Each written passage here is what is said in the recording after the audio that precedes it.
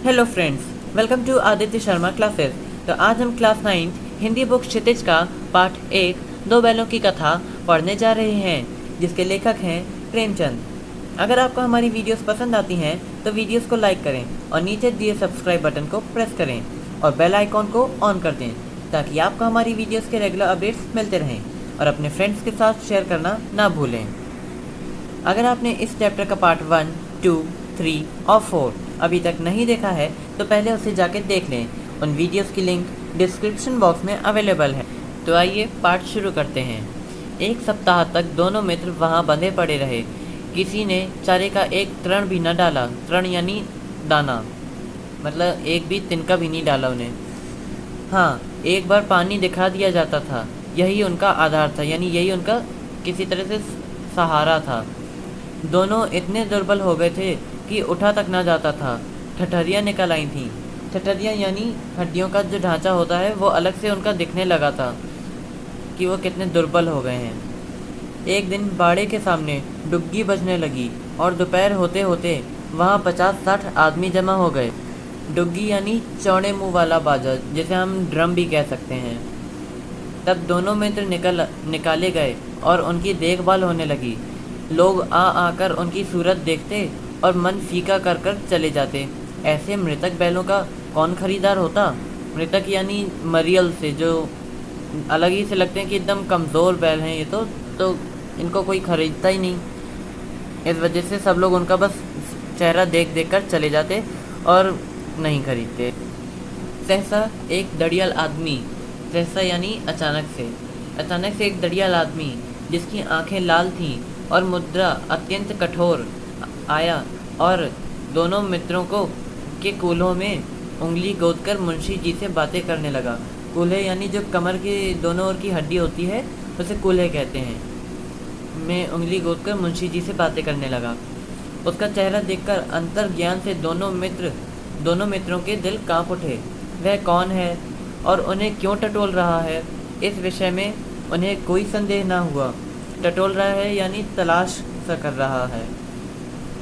दोनों ने एक दूसरे को भीत नेत्रों से देखा और सिर झुका लिया। भीत नेत्रों से यानी एकदम डरी सहमी हुई सी आंखों से देखा और अपना अपना सर झुका लिया।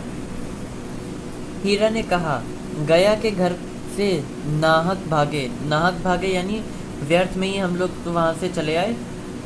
वहाँ पर ही रहते तो कम से कम भोजन तो मिलता, अब जान ना बचेगी। मोती ने अश्रद्धा भाव से उत्तर दिया, कहते हैं भगवान सबके ऊपर दया करते हैं, उन्हें हमारे ऊपर क्यों दया नहीं आती? हीरा, भगवान के लिए हमारा मरना जीना दोनों बराबर है। चलो अच्छा ही है, कुछ दिन उसके पास तो रहेंगे। एक बार भगवान ने उस लड़की के रूप में हमें बचाया था, क्या अब ना बचाएंगे? मोती, यह आदमी छुरी चलाएगा, देख लेना। हीरा, तो क्या चिंता है, मांस, खाल, फीन, हड्डी सब किसी न किसी के काम आ ही जाएंगे। अब देखिए, यहाँ हीरा को अपने शरीर के बारे में या फिर अपनी जान के बारे में कोई परवाह नहीं है, बल्कि ये बताते हैं कि हीरा को दूसरों की कितनी फिक्र है, कि मतलब दूसरों के मांस भी काम आएगा, खाल भी काम आएगी, सींग भी किसी न किसी के काम आएगी, हड्डी भी काम आएगी। तो वो दूसरों की देख रहे हैं कि मतलब उसको उसके शरीर के अंग उसके दूसरों के कैसे काम आ सकते हैं। नीलाम हो जाने के बाद दोनों मित्र उसी दड़ियल के साथ चले। दोनों की बूटी बूटी कांप रही थी, यानी अंग अंग कांप रहा था उनका। बेचारे पांव तक न उठा सकते थे, पर भय के मारे गिरते पड़ते भाग जाते थे, क्योंकि वह ज़रा भी चाल धीमी हो जाने पर ज़ोर से डंडा जमा देता था। अब यहाँ तक इन्होंने बताया है कि वो जो दड़ियाल आदमी है वो उन दोनों बैलों को खरीद कर ले आता है, मतलब अपने घर के लिए निकलता है।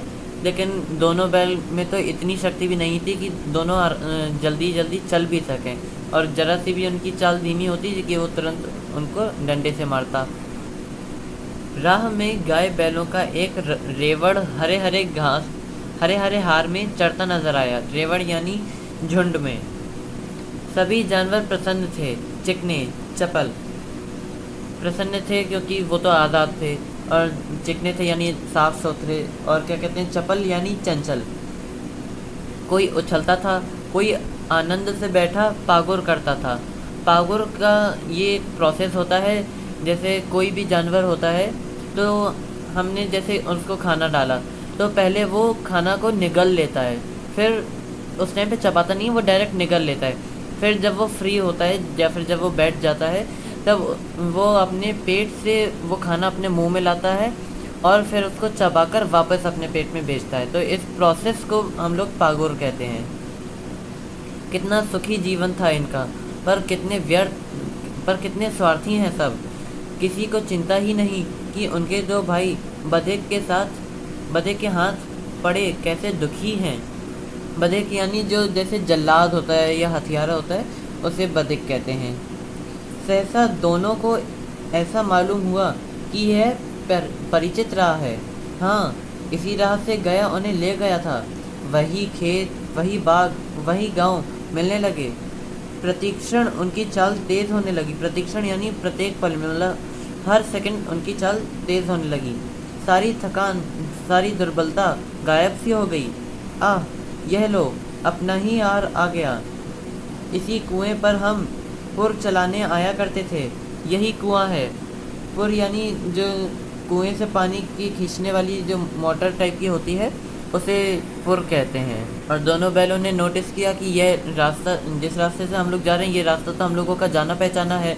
वही खेत आने लगे, बाग बगीचे गांव, मतलब सब कुछ सेम सा लगा। तो उन्हें लगा कि क्या पता हम अपने मालिक के घर पहुंच सकते हैं।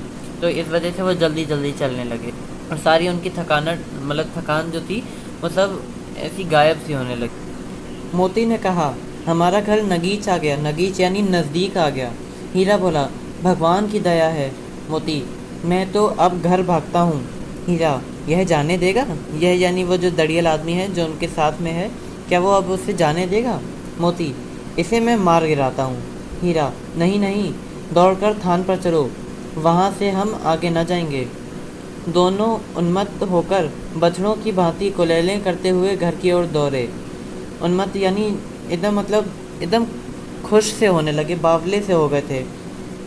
और इस वजह से वो एकदम, जैसे नहीं बछड़े होते हैं भैंसों के, मतलब सॉरी गायों के जो बच्चे होते हैं वो ज़्यादातर मतलब हमेशा चंचल होते हैं, तो वैसे ही उतनी ही खुशी से ये दोनों अपने घर की ओर दौड़े।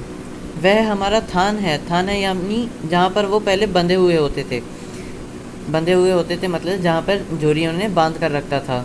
दोनों दौड़कर अपने थान पर आए और खड़े हो गए।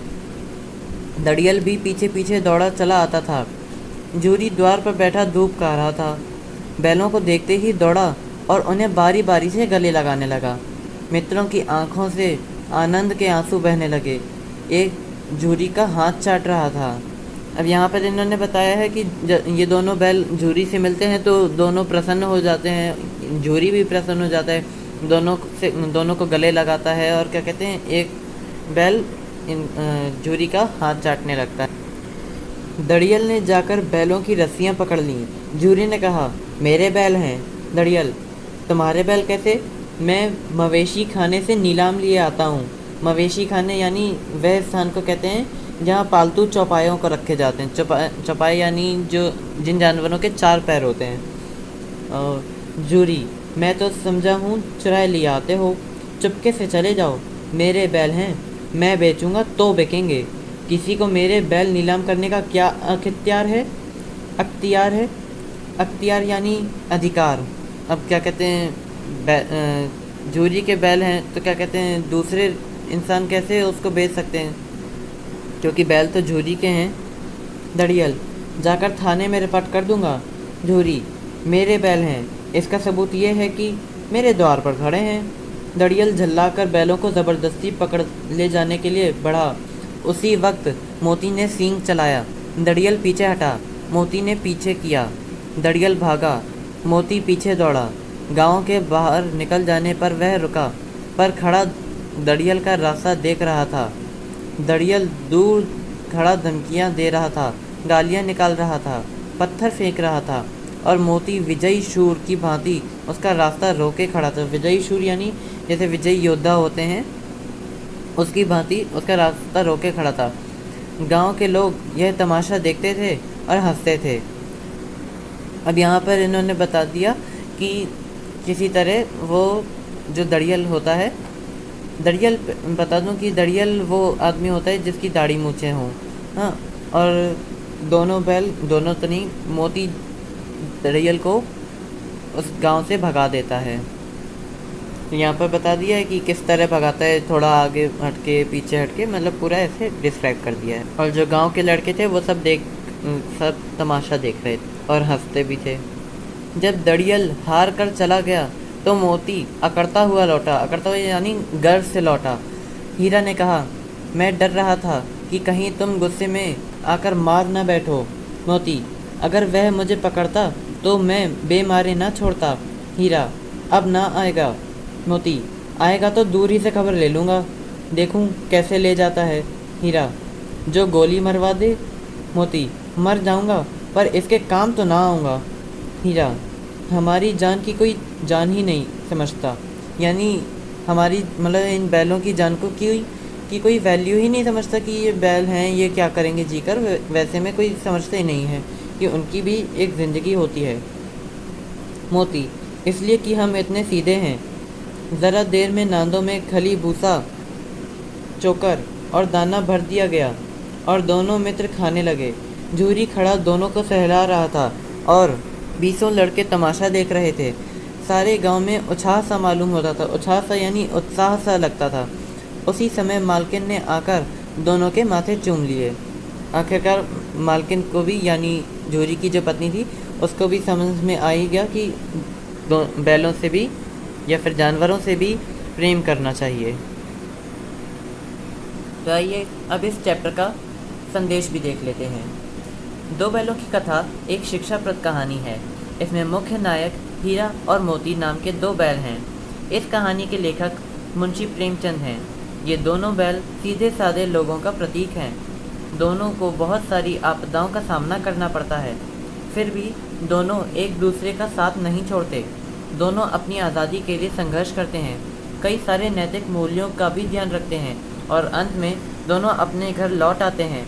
इससे हमें शिक्षा मिलती है कि कभी हार नहीं माननी चाहिए, हमेशा संघर्ष करते रहना चाहिए। तो यहाँ पे ख़त्म होता है क्लास 9 हिंदी बुक क्षितिज का पाठ 1, दो बैलों की कथा। अगली वीडियो में हम इसी पाठ के प्रश्न उत्तर करेंगे। अगर आपको हमारी वीडियोस पसंद आती हैं तो वीडियोस को लाइक करें और नीचे दिए सब्सक्राइब बटन को प्रेस करें और बेल आइकॉन को ऑन कर दें, ताकि आपको हमारी वीडियोस के रेगुलर अपडेट्स मिलते रहें। और अपने फ्रेंड्स के साथ शेयर करना ना भूलें। अगर आपको कोई डाउट हो तो प्लीज़ कमेंट सेक्शन में मेंशन करना ना भूलें। Thank you.